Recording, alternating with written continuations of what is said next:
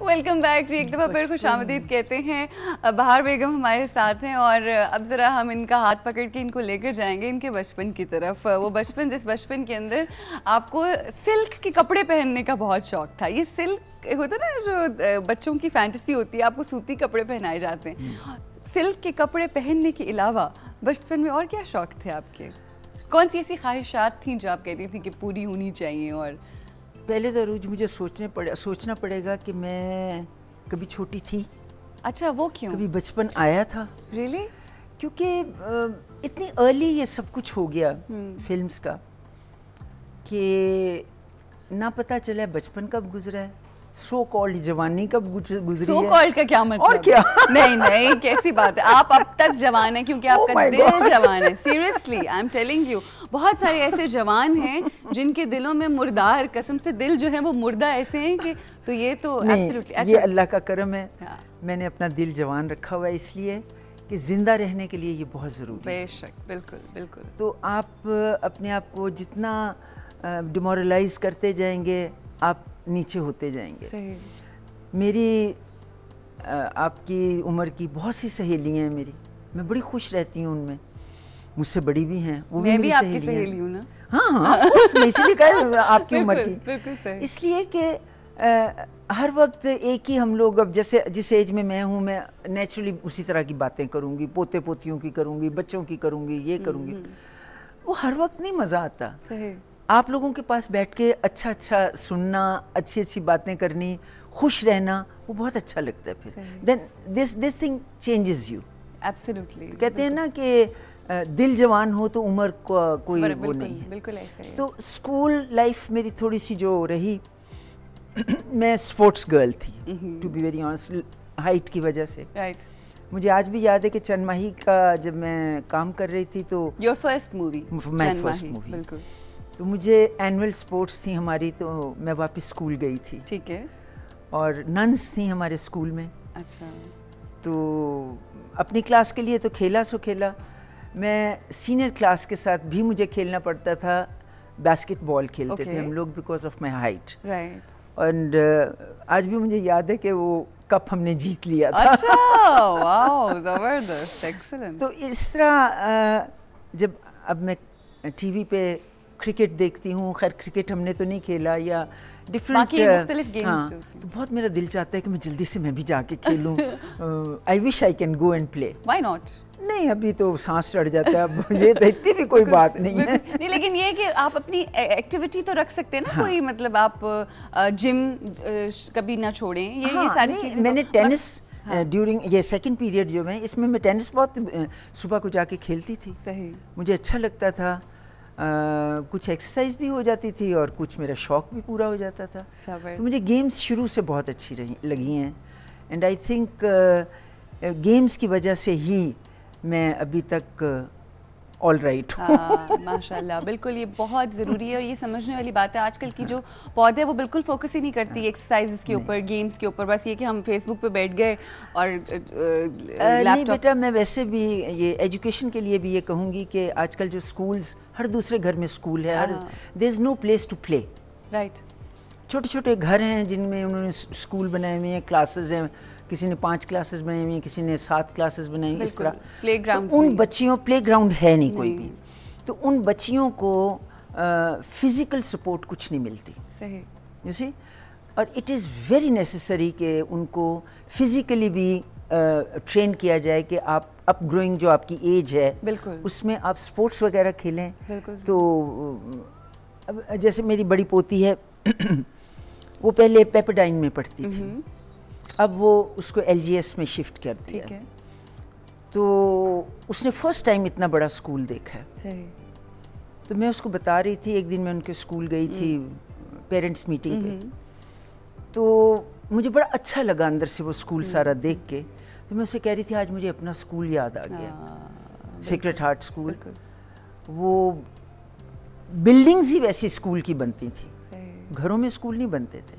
अब वो बाकायदा स्विमिंग, गेम्स, ये वो करती है ना, तो आती है तो थकी हुई होती है। हाँ, अम्मा आज मैं बहुत थकी हुई हूँ। क्यों भाई? आज स्विमिंग का पीरियड भी था। अरे तो यू हैव टू डू, लेकिन क्योंकि अब उसको ऑलमोस्ट 8-9 महीने हो गए हैं, फाइनल एग्जाम्स, अब she is used to it, और अब वो ग्रो अच्छा कर रही है। बिल्कुल सही, वही बहुत ज़रूरी है। अच्छा बहार बेगम, अगर आपकी तरफ हम आपके, आप मुझे अगर बहार आपा कहें तो ज़्यादा अच्छा नहीं लगेगा, मुझे लगता है मैं कुछ मेहमान यहाँ आई हुई हूँ और मुझे लग रहा है कि मेरा मियाँ मुझे बेगम बेगम पुकारता है तो मुझे भी वो अजीब सा। बहार आपा, मुझे ये बताइए कि आपका जो था ना स्टाइल, हमेशा से वो ये था कि आप नॉन सीरियस बातें, नॉन सीरियस एटीट्यूड का भी बर्दाश्त नहीं कर पाती थी। ये हम लोगों ने ज़ाहिर आपके बारे में सुना है कि बड़े बड़े आर्टिस्ट जो थे उनके ऊपर आप वॉकआउट कर जाते थे कि ऐसी की तैसी, कोई ऐसी बात नहीं करे।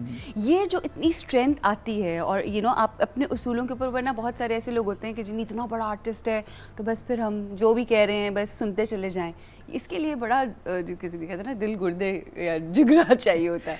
ये अरूज एक्चुअली कुछ तो एजुकेशन का होता है कि आप में कॉन्फिडेंस आ जाता है, कुछ अल्लाह पाक ने, मैं समझती हूँ मुझ में कुछ ऐसी खसूसियात रख दी हुई हैं कि मैं हूँ ही ऐसी। मैं आप इस तरह की बात कर रही है, मैं सेट पे से लोगों को निकलवा देती थी। अच्छा, जबरदस्त। I used to tell them कि जी इनको सबको यहाँ से निकालो तो मैं शॉट कर सकती हूँ, क्योंकि कैमरे के पीछे जब खड़े होके वो हम लोग बात कर रहे होते हैं या अपना शॉट ले रहे होते हैं, कोई किस तरह मुँह बना रहा होता है, कोई तो जहाँ कैमरे की तरफ लुक जाती है तो वो आपको फेसेस दिखते हैं तो आपका डाइवर्ट हो जाता है माइंड। बिल्कुल सही। तो वो फिर मैं कहती थी जी इन सबको निकालें। सही। तो अक्सर मेरे डायरेक्टर्स, क्योंकि बच्चे सारे हाथों में बड़े हुए हैं, मोस्ट ऑफ द डायरेक्टर्स, तो मुझे कहते थे किसी दिन किसी ने आपको पकड़ लेना है सड़क पे और बदला लेना है कि आपने सेट पे से मुझे निकलवाया था। मैं काम नहीं कर सकती, सच्ची बात है। ये हमारा जो फिल्म का काम है वो इतना मुश्किल काम है, बिल्कुल, यू हैव टू कॉन्सेंट्रेट, बहुत ज़्यादा कॉन्सेंट्रेट करना पड़ता है। ये सीधा काम नहीं है कि बस डायलॉग बोल दिए और चल दिए, और यही वजह है शायद कि आज हम लोग यहाँ तक भी पहुँच गए हैं। वरना आजकल जो काम हो रहा है, इवन इन जो चंद एक फिल्में बन रही हैं शायद, या आपके आपके टेलीविज़न पे भी माशाल्लाह बहुत सी अच्छी लड़कियां, लड़के सब जो अब जैसे फैसल कुरैशी है, in the beginning he was nothing, लेकिन उसने इतनी मेहनत की है कि अब उसने इतने अच्छे प्लेस किए हैं। No doubt about that. उसकी माँ मेरी बड़ी दोस्त है अफशां, तो मैं अप्रिशिएट करती हूँ। इसी तरह बहुत से अब अच्छे ड्रामास बनना शुरू हो गए हैं, और उसका रीज़न ये है कि लोगों ने, बच्चों ने, आज की जो नई जनरेशन है जो एक्टिंग की फील्ड से जिनका ताल्लुक है, अब उन्होंने सीरियसली काम करना शुरू कर दिया है। कंपटीशन टफ हो गया ना, बहुत हम लोगों ने भी, जब मैं एंटर हुई थी बहुत कंपटीशन था, टफ। सही। क्योंकि मुझसे जितने सीनियर फीमेल आर्टिस्टें थीं, जिनमें सबिया भाभी का नाम आता है, मुसरत नज़ीर का नाम आता है, मैडम नूरजहां का नाम आता है, बहुत से लोग थे। बिल्कुल। तो उनमें एक बटेरी सी मैं बीच में आ गई थी। तो मुझे बड़ा वो होता था कि I have to do something. Absolutely, अपने आप को मनवाना उस वक्त बहुत बड़ी बात। और वो अल्लाह ने किया कि कैसे मनवा लिया मुझे नहीं पता, लेकिन आई थिंक मेरा ये चलना था पीरियड इतना ही। तो जब मैं सेकंड फेज में आई हूँ तो उस वक्त भी I had a tough time, real tough time. Nabeela Begum मरहूम, उन्होंने ये लाउड स्पीकिंग उन्होंने शुरू किया हुआ था, और वो अरूज पे थी उस वक्त, तो वहाँ से मुझे स्टार्ट लेना था। हमने कभी ऊंचा बोला ही नहीं था, वैसे भी उम्र के साथ साथ आवाज़ ज़रा वो होती है ना, तो वो पतली सी मेरी आवाज़, तो मैं आई तो मैं चीख, जब पुत्रा करके कर दी तो चीख एक निकलती थी पीछे। तो किस तरह से फिर आवाज़ को आपने बेस में लेकर आई? उसकी भी प्रैक्टिस की होगी, ऑफ कोर्स करना पड़ा। वो इसीलिए ना कि पता था कि सामने बहुत से लोग और हैं, और फिर स्पेशली जो मेरे सीनियर मोस्ट आर्टिस्ट मेल वाले भी थे, तो उनके साथ भी खड़े होना, it was a difficult job. अच्छा, जिस वक्त आप सेकंड फेज में आई, आपने खुद से चूज किया कि मैं ओल्ड एज्ड वुमेन के कैरेक्टर्स करूंगी, and you in one of your interviews आपने ये कहा कि मैं ज़्यादा कंफर्टेबल फील करती थी। इसका क्या रीज़न था? क्यों? उस ज़माने के अंदर हीरोइंस तो अपना वो, बेशक बुढ़ापे का नहज भी आ गया, तब भी आपकी कोशिश होती है कि आप हीरोइन के तौर पर आओ। ये आपकी साइकी इतनी डिफरेंट क्यों थी? आई थिंक ये नेचर होती है एक्चुअली। ममता बहुत ज़्यादा थी आपके अंदर। हाँ, 2 बेटों की माँ थी जब मैं वापस आई हूँ। छोटे बेटे हों बड़े हों, माँ तो माँ है, माँ बन गई। बिल्कुल। तो मुझे मेरा सबसे बड़ा जो माइनस पॉइंट पूरी ज़िंदगी में रहा है ना, वो डांस रहा है। सही। मुझे डांस बिल्कुल नहीं आता। सही। कोशिश भी नहीं की सीखने की? बहुत की बहुत की, मतलब करवाई गई मुझसे।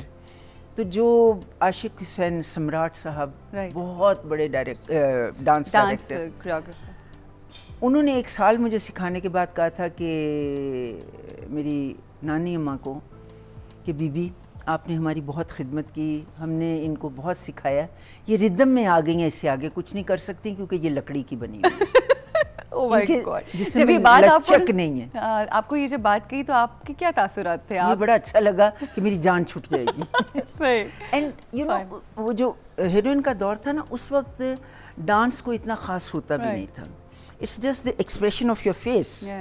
और बादलों पे कैमरा चला गया, खेतों पे कैमरा चला गया, इस तरह होता था। ये मूवमेंट्स भी नहीं। अब तो जो डांस है वो तरथली जलजला आ जाता है बकायदा, हर पता नहीं क्या हो गया। बिल्कुल ऐसे। तो इसलिए वो जब मैं आई हूँ सेकंड फेज में, तो मैंने की एक एज हीरोइन कोशिश नहीं, मुझे साइन किया गया, मैंने काम भी थोड़ा सा किया, लेकिन जिस दिन गाना पिक्चराइज होने लगा मेरी लड़ाई हो गई। अच्छा। मैं कहा जी आप अपने पैसे ले लें वापस, जो सेट पे लगा है वो भी वापस ले लें, मैं नहीं कर सकती। क्योंकि वो डांस जो मुझसे करवा रहे थे मेरे बस का नहीं, it was not my kind.